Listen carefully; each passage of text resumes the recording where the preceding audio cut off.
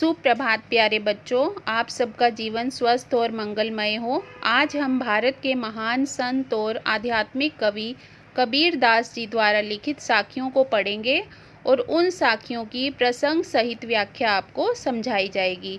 कबीर दास जी का जन्म सन 1440 में हुआ था। इनका लालन पालन करने वाले माता पिता का नाम नीरू और नीमा था। वाराणसी के लहरतारा में संत कबीर मठ में एक तालाब है जहाँ नीरू और नीमा नामक एक जोड़े ने कबीर को पाया था। इन्होंने गुरु रामानंद जी को अपना गुरु माना और सामान्य गृहस्वामी और एक सूफी के संतुलित जीवन को जिया। इनकी मृत्यु 1518 ईस्वी में हुई। तो आइए पढ़ते हैं इनके द्वारा रचित कुछ साखियाँ। पहली साखी है, जात न पूछो साधु की, जो पूछो तो ज्ञान, मोल करो तरवार का, पड़ा रहन दो म्यान। इस साखी में उन्होंने साधु के ज्ञान को महत्व दिया है कि इस बात का महत्व नहीं होता कि साधु किस जाति व धर्म से संबंध रखता है, बल्कि इस बात का महत्व होता है कि साधु को कितना ज्ञान है। तो प्रसंग कुछ इस प्रकार से लिखेंगे कि प्रस्तुत साखी ज्ञान मार्गी कवि कबीर दास जी द्वारा रचित है। इस दोहे में कबीर दास द्वारा ज्ञान को महत्व दिए जाने का उल्लेख हुआ है। वे जाति पाति का विरोध करते थे।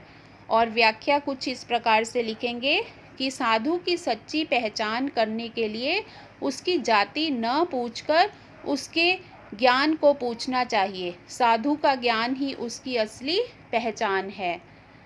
तो इस बात को उन्होंने एक उदाहरण के द्वारा स्पष्ट किया है कि म्यान के बीच में जो तलवार रखी जाती है उस तलवार का महत्व होता है, मयान का नहीं। मयान चाहे किसी भी धातु की बनी हो, उसका कोई महत्व नहीं होता। इसी प्रकार साधु के ज्ञान को ही महत्व दिया जाता है। अगली साखी है, आवत गारी एक है, उल्टत होए अनेक, कह कबीर नहीं उलटिए, वही एक की एक। इस साखी में उन्होंने यह कहा है कि अगर आपके पास गाली आती है, अर्थात आपको कोई गाली देता है, तो आपको पलटकर उसका जवाब नहीं देना चाहिए। अगर आप पलटकर जवाब देंगे तो वह अनेक रूप धारण कर लेगी, अर्थात हमें किसी को भी गाली नहीं देनी चाहिए। जवाब देने पर गालियों का सिलसिला चल निकलता है। कबीर दास का कहना है कि गाली का उलटकर उत्तर नहीं देना चाहिए, ऐसा करने पर वह एक ही रह जाती है। अगली साखी है, माला तो कर में फिरे, जी भी फिरे मुख माही, मनवा तो चहुदसु फिरे, यह तो सुमिरन नाही। इस साखी में उन्होंने मन की एकाग्रता को महत्व दिया है।